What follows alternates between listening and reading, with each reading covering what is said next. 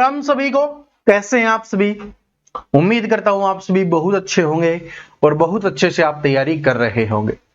दोस्तों आज हम करने वाले हैं आपके एचएसएससी ग्रुप डी और एचएसएससी के बाकी एग्जाम्स के लिए जीव विज्ञान यानी कि बायोलॉजी के टॉप 50% आज हम पढ़ने वाले हैं। ये वो क्वेश्चन है जो बार बार एग्जाम्स में आते हैं, अच्छे लेवल के पर्सन हैं जो आपके एग्जाम्स में आएंगे। एचएसएससी जो पूछती है, बार बार पूछती रहती है या इस बार पूछने वाली है, तो ये क्वेश्चन होने वाले हैं। इसमें जीव विज्ञान के साथ साथ हमने वनस्पति विज्ञान या आप बोल सकते हो हमने पादप विज्ञान के भी क्वेश्चन रखे हैं, क्योंकि यहां से भी क्वेश्चन हैं वो पूछे जाते हैं। तो इसलिए ये इन सभी का कॉम्बिनेशन होने वाला है और टॉप क्वेश्चंस हैं। हर क्वेश्चंस का आंसर आपको देते हुए चलना है। अगर आपको क्वेश्चंस का आंसर नहीं आता तो जो मैं आपको बताऊंगा उसको आपको याद कर लेना है, ठीक है। और इसको आपको एक टेस्ट की तरह लेना है, क्योंकि जीव विज्ञान के काफी टॉपिक्स हमने पढ़ लिए, पादप विज्ञान के क्वेश्चंस हमने पढ़ लिए हैं, तो आंसर आपको करते हुए चलना है। ये क्या है? ये आपका ये समझ लो टेस्ट भी हो रहा है और ये आप सभी का क्या हो रहा है भाई, रिवीजन भी हो रहा है, ठीक है जी। तो चलिए शुरुआत करते हैं बिना देरी के। पहला क्वेश्चन आपकी स्क्रीन पर है, पिछली ही क्लास में मैंने आपको याद करवाया था, तो आप सभी इसका आंसर करेंगे कि कोशिका का पावर हाउस किसे कहा जाता है। कोशिका का पावर हाउस है वो किसे कहा जाता है, ये हमें बताना है। कोशिका का पावर हाउस तो सभी को पता है किसे कहा जाता है, तो जो माइटोकॉन्ड्रिया होता है उसको क्या कहा जाता है भाई, कोशिका का पावर हाउस कहा जाता है माइटोकॉन्ड्रिया को। आगे बढ़ते हैं, अगले क्वेश्चन के ऊपर चलते हैं। कोशिका की खोज किसने की थी? एचएसएससी में पूछा गया क्वेश्चन है, एचएसएससी के द्वारा पूछा गया क्वेश्चन है, तो सभी स्टूडेंट इसका आंसर करेंगे कि कोशिका जो आपकी सेल है उसकी खोज किसके द्वारा की गई है। कोशिका की खोज किसके द्वारा की गई है, तो इसका करेक्ट आंसर हो जाएगा भाई रॉबर्ट हुक के द्वारा। किसके द्वारा की गई है? रॉबर्ट हुक के द्वारा, ठीक है। जिसने किया है उसका बिल्कुल करेक्ट आंसर है। चलो आगे बढ़ते हैं। और जो स्टूडेंट पहली बार वीडियो देख रहे हैं भाई, प्लेलिस्ट बनी हुई है साइंस की, आप उससे पढ़ना शुरू कीजिए और फिर आपका टेस्ट में भी स्कोर बढ़ेगा। कहीं से भी आप टेस्ट दोगे, ठीक है। और बचे हुए टॉपिक्स हैं उनकी क्लास भी आपको देखने के लिए मिलने वाली है। चलो, वह प्रक्रिया जिसके द्वारा पानी एक अर्धपरागमय झिल्ली के पार जाता है उसको क्या कहा जाता है।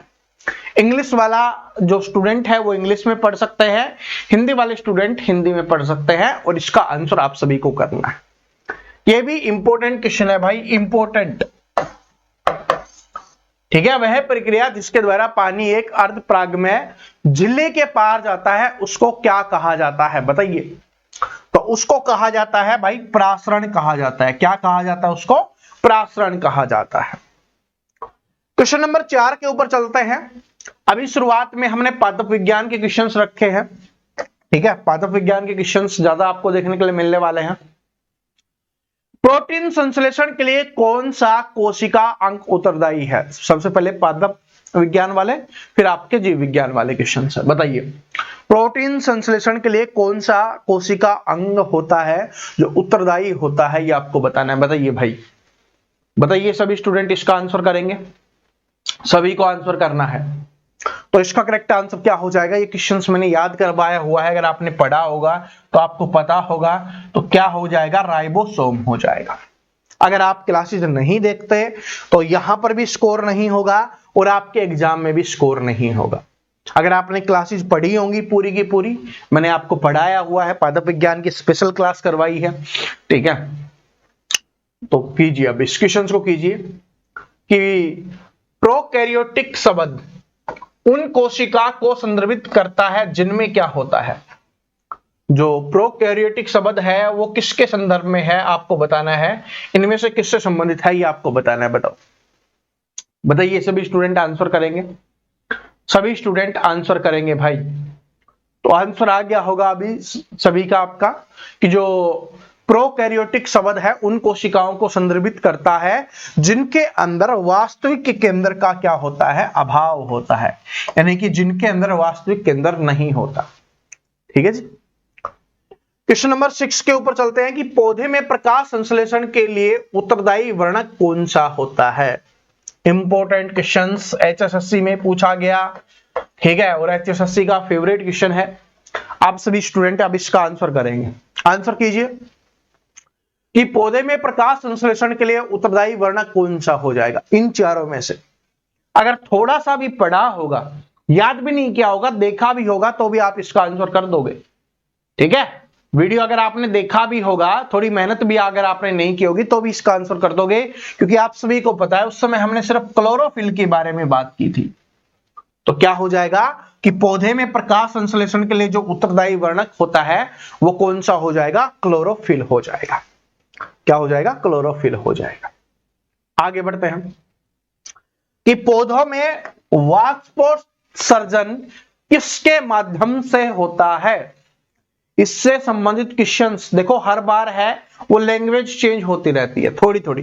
जैसे पिछले जो हमने टेस्ट लिया था उसमें ये सेम क्वेश्चंस था, लेकिन उसमें लैंग्वेज थोड़ी सी अलग थी, इसमें थोड़ी सी अलग है। अब इसका आंसर करेंगे सभी स्टूडेंट कि पौधे में वाष्पोत्सर्जन के लिए किसके माध्यम से होता है, ये आपको बताना है। बताओ, रंध्र, वातरंध्र, उपत्वचा, उपरोक्त सभी।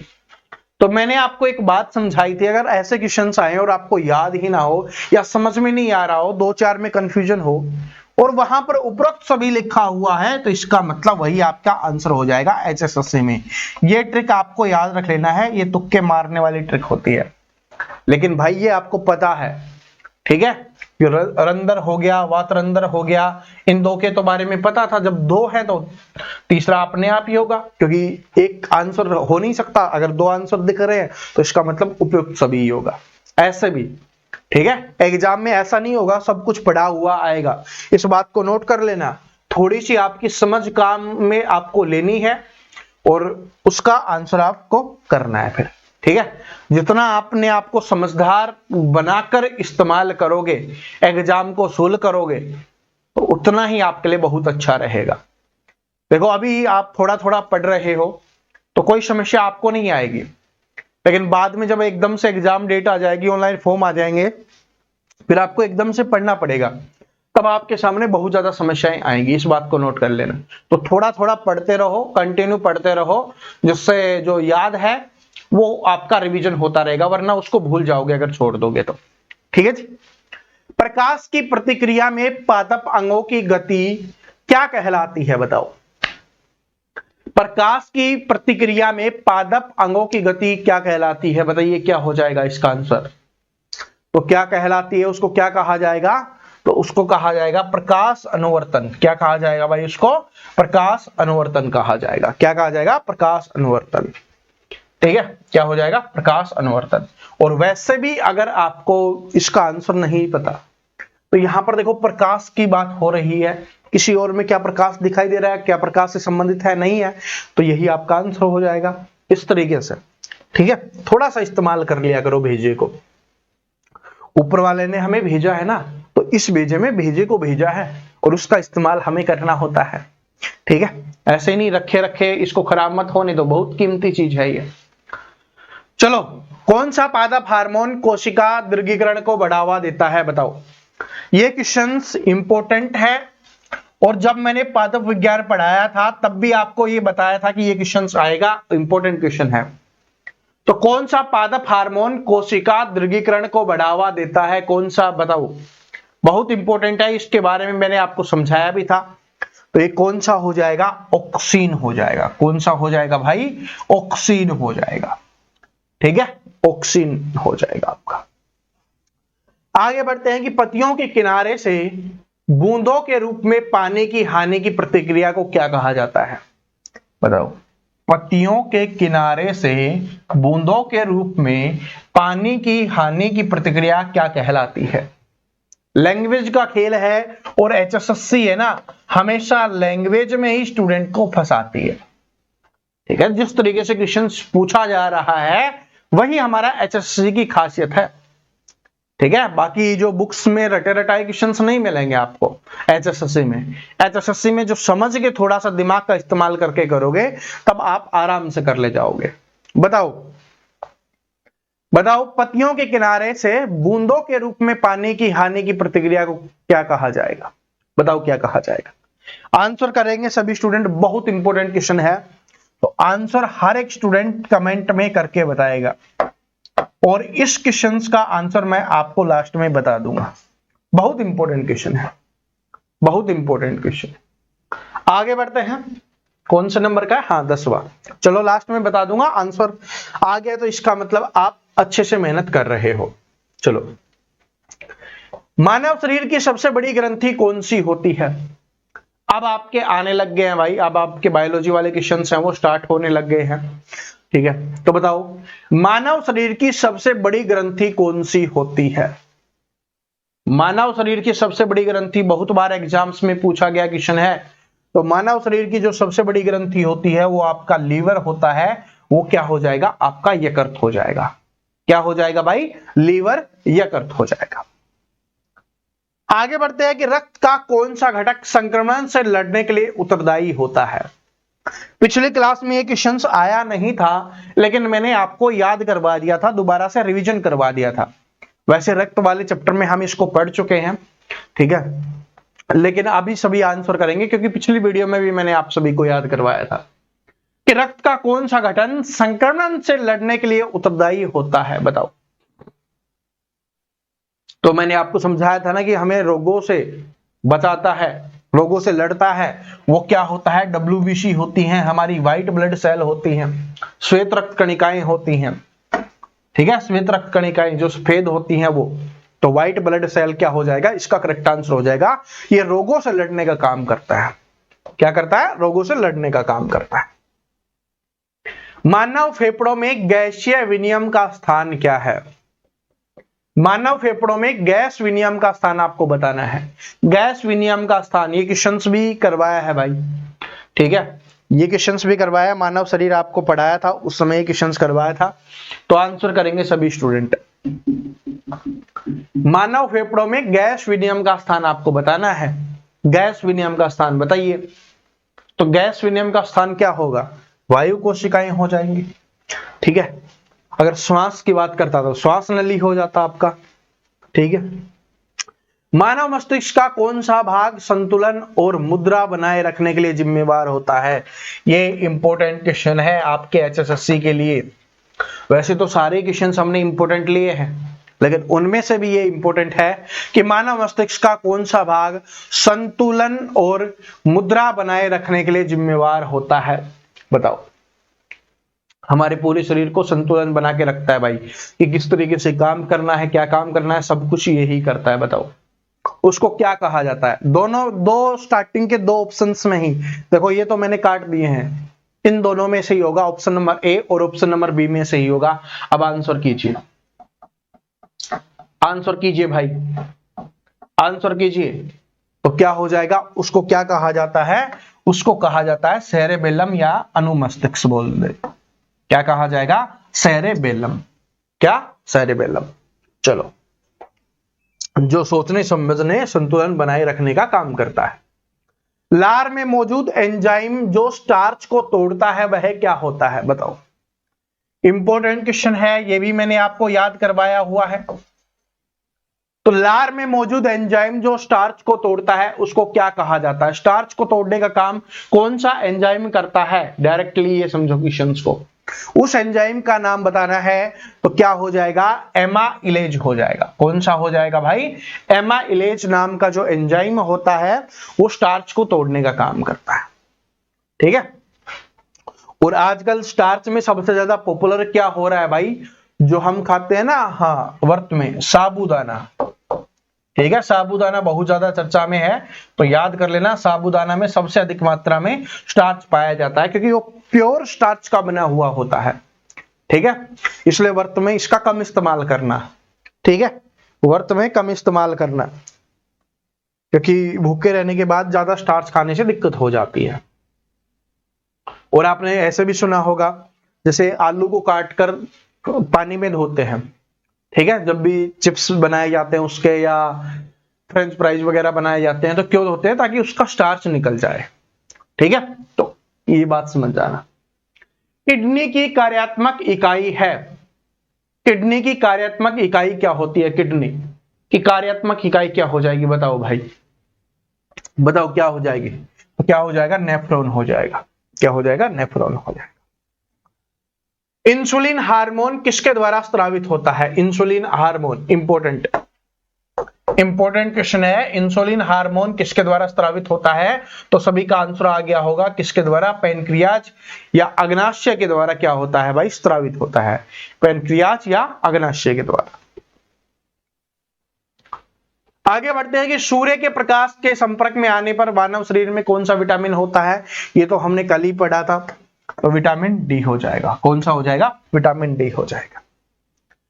आनुवंशिकी के पिता हैं, ये एचएसएससी में पूछा गया इंपॉर्टेंट क्वेश्चन है। ठीक है, एचएसएससी के द्वारा पूछा गया इंपॉर्टेंट क्वेश्चन है भाई। बताइए सभी स्टूडेंट इसका आंसर करेंगे।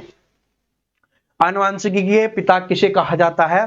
तो जो ग्रेगर मेंडल है उनको आनुवंशिकी के पिता के रूप में जाना जाता है। ठीक है, ग्रेगर मेंडल को। डीएनए क्या है? डीएनए बताओ, डीएनए क्या होता है? डीएनए क्या होता है बताइए सभी स्टूडेंट। आपने बहुत बार सुना होगा, ठीक है, बहुत बार सुना होगा कि उसका डीएनए चेक कर लेते हैं। ठीक है, और भी काफी चीजें सुनी होंगी। चलो बताओ कि उसका डीएनए मैच हुआ या नहीं हुआ, सुना होगा ना। चलो, तो ये क्या हो जाएगा भाई? डीएनए क्या होता है? न्यूक्लिक अम्ल होता है। क्या होता है? डीएनए न्यूक्लिक अम्ल होता है। गिनते हुए चलना कितने क्वेश्चंस का आपने आंसर किया है, खुद से ईमानदारी से। ठीक है, खुद को ही बताना है, और कमेंट कर दो तो और भी अच्छा है। ठीक है, एक सामान्य मानव कोशिका में कितने गुणसूत्र होते हैं? बताओ कितने गुणसूत्र होते हैं? तो गुणसूत्रों की बात करेगा तो 46 गुणसूत्र हो जाएंगे, और जोड़े की बात करेगा तो 23 जोड़े हो जाएंगे। ठीक है, अगर आपसे पूछे कितने जोड़े गुणसूत्र हैं, तो कितने जोड़े हो जाएंगे? तब हो जाएंगे आपके 23 जोड़े। और गुणसूत्रों की संख्या पूछेगा तो फिर आपका क्या हो जाएगा? 46 हो जाएगा। ठीक है जी, समझ में आ गया? ऐसे अपने को करना है। इसमें क्या पूछा है? कितने गुणसूत्र होते हैं, जोड़े नहीं पूछा, तो कितना हो जाएगा? 46 हो जाएगा। Option number B correct answer हो जाएगा। आगे बढ़ते हैं कि एक जोड़े विपरीत लक्षणों में भिन्न दो व्यक्तियों के बीच संस्करण क्या कहलाता है? बताइए। एक जोड़े विपरीत लक्षणों में भिन्न दो व्यक्तियों के बीच संस्करण क्या कहलाता है भाई? व्यक्तियों के है ये। ठीक है, व्यक्ति है भाई ये। ठीक है, व्यक्ति है। इंग्लिश वाले पढ़ सकते हैं कि कोई भी दो अलग प्रकार के जो कैरेक्टर्स होते हैं उनके बीच के संस्करण को क्या कहा जाता है, ये अपने को बताना है। दो अलग प्रकार के, बताओ। जब दो अलग प्रकार के हो गए तो उसको क्या कहा जाएगा? बताओ। एक जोड़े विपरीत लक्षण में भिन्न दो व्यक्तियों के बीच संस्करण को क्या कहा जाता है? बताइए क्या कहा जाएगा? बताइए भाई क्या कहा जाएगा?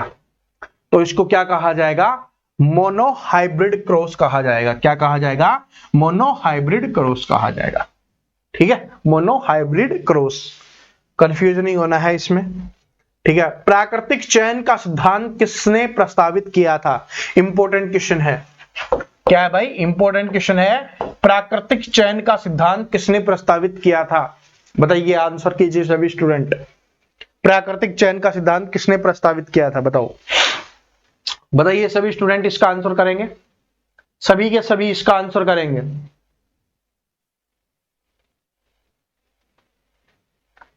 तो क्या हो जाएगा? इंपॉर्टेंट बार बार आया हुआ क्वेश्चन है, तो चार्ल्स डार्विन हो जाएगा।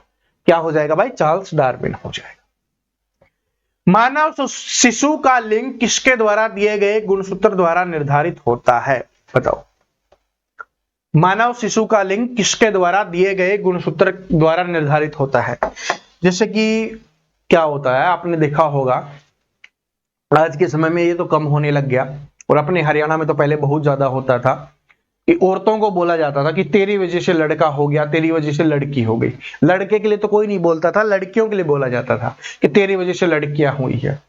ठीक है, लेकिन ऐसा नहीं होता। जो लिंग डिसाइड होता है, लिंग का मतलब कि लड़का होगा या लड़की होगा, ये क्या होता है? पिता से डिसाइड होता है। क्योंकि मां के अंदर तो XX गुणसूत्र पाए जाते हैं, पिता के अंदर XY गुणसूत्र पाए जाते हैं। अगर XX टच होते हैं आपस में तो लड़की बनती है, और XY टच होता है तो लड़का बनता है। तो इसलिए माता का कोई इसमें रूल नहीं होता लिंग निर्धारण में कि लड़का होगा या लड़की होगा। ये डिसाइड होता है पिता के ऊपर। ठीक है जी। तो इसमें जो अगर गलती मानी भी जाए, वैसे तो गलती नहीं होती किसी की, लेकिन गलती भी है तो पिता की है, ठोको, ठीक है, उसकी पिटाई करो, समझ रहे हो। तो option number B correct answer हो जाएगा, ठीक है। और बेटियां बहुत प्यारी होती हैं, बेटे तो निकम्मे निकल जाते हैं हम जैसे, है ना, बेटे बहुत ज्यादा निकम्मे होते हैं आज के समय में, बेटियां तो फिर भी प्यारी होते हैं। भाई दोनों ही अच्छे हैं, मजाक कर रहा हूं, सीरियस नहीं लेना, ठीक है। मनुष्य में शुक्राणु द्वारा अंडे का निषेचन कहां होता है? मनुष्यों में शुक्राणु के द्वारा अंडे का निषेचन कहां पर होता है बताओ। मनुष्यों की बात हो रही है, किसकी बात हो रही है भाई? मनुष्यों की बात हो रही है। क्या हो जाएगा? फैलोपियन ट्यूब में। किसमें होता है? फैलोपियन ट्यूब में होता है, ठीक है, फैलोपियन ट्यूब में होता है। कौन सा एक कायिक प्रवर्ध है वेजिटेटिव प्रोपग्यूल का उदाहरण है? ये आपको बताना है, बताओ इनमें से कौन सा हो जाएगा भाई? बताइए कौन सा हो जाएगा? क्वेश्चन नंबर 25 था, ओके 26, बताइए। तो क्या हो जाएगा भाई? बल्ब हो जाएगा। क्या हो जाएगा? बल्ब हो जाएगा, ठीक है। बाकी आप सभी को पता है, बीज हो गया, युग्मनज हो गया, बीजांड हो गया, ये पार्ट होते हैं, हिस्सा होते हैं, लेकिन बल्ब तो अलग ही चीज हो गई ना। चलो, फूल का नर जनन भाग क्या है? फूल का नर जनन भाग क्या है बताओ। फूल का नर जनन भाग मतलब कि कहने का मतलब है कि जो फूलों के अंदर आदमी होता है उसको क्या कहा जाता है, उसके जनन भाग को क्या कहा जाता है, ये आपको बताना है। तो उसको क्या कहा जाएगा? पुंकेसर कहा जाएगा। क्या कहा जाएगा उसको? पुंकेसर कहा जाएगा। क्या कहा जाता है? पुंकेसर। विखंडन किसमें जनन का एक सामान्य तरीका होता है? विखंडन, ठीक है, बताओ बताओ बताओ बताओ बताओ। बचपन में बहुत पढ़ा होगा, स्कूल में बहुत पढ़ा होगा। विघटन का मतलब होता है अलग अलग हो जाना, और उससे क्या होता है? जनन होता है। तो अमीबा क्या होती है? अमीबा टूट कर बनता है। जैसे आपका दिल टूटकर कठोर बन गया ना, वैसे अमीबा टूटकर दो भागों में बट जाती है और नया जनन बन जाता है, मतलब नया जीवन उसमें से हो जाता है, 1 से 2, 2 से 4, इस तरीके से ये इनमें चलता रहता है। तो ये क्या हो जाएगा? अमीबा हो जाएगा, ठीक है, अमीबा हो जाएगा। आगे बढ़ते हैं कि सभी पारिस्थितिक तंत्रों में के लिए ऊर्जा का अंतिम स्रोत क्या होता है? यानी कि जो अपने पारिस्थितिक तंत्र होते हैं, जो अपना इकोसिस्टम है, उसमें ऊर्जा का अंतिम स्रोत क्या होता है? कहने का मतलब है कि ऊर्जा कहां से मिलती है उनको। तो जितने भी स्रोत हैं सभी को जो ऊर्जा मिल रही होती है, एनर्जी मिल रही होती है, वो किससे मिल रही होती है भाई? सूर्य से मिल रही होती है। किससे मिलती है एनर्जी? सूर्य से। तो ये याद रख लेना, सभी को एनर्जी है वो सूर्य से मिल रही होती है, ठीक है। जीव जो अपना भोजन स्वयं बनाते हैं वो क्या कहलाते हैं? जीव जो अपना भोजन है वो स्वयं बनाते हैं, उनको क्या कहा जाता है? स्वयं बनाने वाले जो अपना भोजन स्वयं बनाते हैं, तो स्वयं बनाएंगे तो क्या हो जाएगा? स्वपोषी हो जाएगा, यानी खुद अपना पोषण करते हैं, ठीक है, खुद अपना पोषण करते हैं। मर्तोपजीवी क्या होते हैं? जो मरे हुए जीवों से अपना भोजन प्राप्त करते हैं, उनको मर्तोपजीवी कहा जाता है। ये इंपॉर्टेंट है, स्वपोषी, ठीक है। एक परजीवी होते हैं, ठीक है, और परजीवियों के बारे में तो आप सभी जानते होंगे, आपके जीवन में भी होंगे बहुत सारे परजीवी जो आपको बोलते होंगे समोसे खिला दो, कचौरी खिला दो, है ना। चलो, हानिकारक रसायनों की सांद्रता का क्रमिक पोषी स्तरों पर बढ़ना क्या कहा जाता है? बताओ। हानिकारक रसायनों की सांद्रता का क्रमिक पोषी स्तरों पर बढ़ना क्या कहा जाता है? तो आपने देखा होगा जो हानिकारक रसायन है जो हम इस्तेमाल करते रहते हैं कि इससे क्या हो जाएगा? उपज बढ़ जाएगी और भी बहुत सारी चीजें हो जाती है, उनसे क्या होता है ये अपने को बताना है। तो उससे क्या हो जाएगा भाई? जैविक आवर्धन हो जाएगा। क्या हो जाएगा? जैविक आवर्धन होता है। क्या होता है? जैविक आवर्धन। पृथ्वी का वह क्षेत्र जहां सभी सजीव जीव मौजूद हैं उनको क्या कहा जाता है? आपको पता होगा पृथ्वी के मंडल के बारे में, मैंने आपको बहुत बार बताया भी हुआ है, ठीक है। नहीं पता तो भाई बता देना कमेंट में, ठीक है। और नेक्स्ट टॉपिक जो हम पढ़ने वाले हैं मैं आपको बता रहा हूं, वो इंपॉर्टेंट है और वो है आपका सौर मंडल। सौर मंडल हम अगली क्लास में सौर मंडल पढ़ेंगे। ये आपके साइंस में भी आता है एंड ये आपके जीके में भी पूछा जाता है, इंडिया जीके वाले में भी। तो ये इंपॉर्टेंट है, यहां से क्वेश्चन से आपके एग्जाम्स में आता ही है। तो नेक्स्ट टॉपिक क्या पढ़ेंगे हम, जो टॉपिक वाइज अपनी क्लास है उसमें सौर मंडल पढ़ने वाले हैं, तो इसको जरूर पढ़ना, क्योंकि साइंस में या आपके जीके में यहां से जरूर क्वेश्चन आएगा। तो पृथ्वी का वह क्षेत्र जहां पर सजीव जीव मौजूद होते हैं, कहने का मतलब है कि जहां पर हम मौजूद हैं उसको क्या कहा जाता है, बताइए उसको क्या कहा जाएगा। तो उसको क्या कहा जाता है, जहां पर जीव मौजूद है उसको जीव मंडल, क्या हो जाएगा, बायोस्फीयर हो जाएगा, जीव मंडल हो जाएगा। ग्रीन हाउस प्रभाव के लिए मुख्य रूप से कौन सी गैस जिम्मेवार होती है। ग्रीन हाउस प्रभाव के लिए मुख्य रूप से कौन सी गैस होती है, बहुत ही बार रिपीट हुआ क्वेश्चन है, तो क्या हो जाएगा, कार्बन डाइऑक्साइड गैस हो जाएगी। कौन सी हो जाएगी, कार्बन डाइऑक्साइड गैस हो जाएगी। निम्नलिखित में से कौन सा एक जल जनित रोग है, ये आपको बताना है। जल से होने वाला रोग है, जल जनित रोग है, ये आपको बताना है। बताओ इनमें से कौन सा जल जनित रोग है। तो जो हैजा है वो क्या हो जाएगा, जल जनित रोग हो जाएगा, हैजा, ठीक है, हैजा है। और ये 6 रोग है ना, ये टीबी है भाई, आपको पता होगा, ठीक है। हैजा रोगों से संबंधित भी अपनी एक क्लास आने वाली है, सौरमंडल के बाद हम रोग ही पढ़ लेंगे, क्योंकि रोगों से भी आपके एग्जाम्स में क्वेश्चंस आते हैं।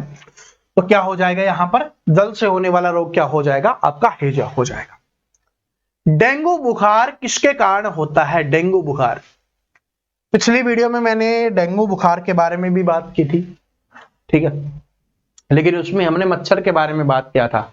लेकिन इसमें आपको बताना है कि डेंगू बुखार किसके कारण होता है, बताइए किसके कारण हो जाएगा। तो किसके कारण होता है, ये विषाणु के कारण होता है। किसके कारण होता है भाई, विषाणु के कारण ये रोग होता है, ठीक है। तो अभी इस क्लास में हम इतने ही क्वेश्चंस रखते हैं। अब ये बाकी सारे और जो क्वेश्चंस हैं, ठीक है, सारे के सारे और इंपॉर्टेंट क्वेश्चन है, ये सारे के सारे आपको पीडीएफ के रूप में मिल जाएंगे। जो बहुत सारे स्टूडेंट बोलते हैं ना सर जी पीडीएफ दे दिया करो, तो आपको पीडीएफ मिल जाएगी भाई। और पीडीएफ कहां पर मिलेगी, अपने टेलीग्राम पर, ठीक है। कहां पर मिलेगी, टेलीग्राम पर। और टेलीग्राम का लिंक मैं डिस्क्रिप्शन में डाल रहा हूं। और अगर जिनका लिंक से ओपन ना हो तो आप सर्च कर लेना प्रवीण कटारिया क्लासेज, टेलीग्राम पर वो मिल जाएगा, वहां ज्वाइन कर लेना, वहां पर आपको ये पीडीएफ मिल जाएगी। तो आने वाली सभी क्लासेज की पीडीएफ है वो आपको कहां पर देखने के लिए मिलेगी, अपने टेलीग्राम पर, प्रवीण कटारिया क्लासेज के टेलीग्राम पर। तो टेलीग्राम को जरूर ज्वाइन कर लेना, ठीक है। और इन सभी के भी आंसर मैं वहां पर डाल दूंगा, तो आप इन सभी को एक बार दोबारा रिवीजन कर लेना। और बाकी जो और 15 क्वेश्चंस बच गए हैं मैंने छोड़ दिया है, ताकि इसी बहाने आप टेलीग्राम पे जाओगे और वहां पर जुड़ जाओगे और आने वाली सभी पीडीएफ पढ़ना शुरू कर दोगे। देखो सारे अच्छे क्वेश्चंस हैं, एक भी क्वेश्चन खराब नहीं है, ठीक है, एक भी क्वेश्चन खराब नहीं है, ठीक है। तो इनमें से जो मैंने छोड़ा है ना, क्योंकि कुछ टॉपिक्स जो बचे हुए हैं वो हमने नहीं करवाए हैं, तो इसलिए करवाने के बाद दोबारा से टेस्ट में इनको इंक्लूड कर लिया जाएगा। तो कमेंट करके बताना पहले तो 35 में से आपके कितने क्वेश्चन सही हुए हैं, क्योंकि ये हमारे पढ़े हुए क्वेश्चंस थे, जो मैंने आपको पढ़ा रखे हैं ना, उन्हीं में से क्वेश्चंस थे। तो आप कमेंट करके हर एक स्टूडेंट बताएगा कि कितने क्वेश्चन सही हुए, क्वेश्चंस कैसे लगे, क्लास कैसी लगी, ये सभी कमेंट करके बताना। और नए आए हो तो वीडियो को लाइक शेयर सब्सक्राइब जरूर कर लेना। और भाई सब्सक्राइब करके बेल आइकन को जरूर दबा लेना। देख लो कि अगर बेल आइकन नहीं दबाया हुआ तो उसको जरूर दबा लेना, ताकि आने वाली अपनी हर क्लास आप तक पहुंच जाए। मिलते हैं नेक्स्ट वीडियो में, और टेलीग्राम पे जाके इस पीडीएफ को जरूर पढ़ लेना। जय हिंद, जय हरियाणा, जय हरियाणवी।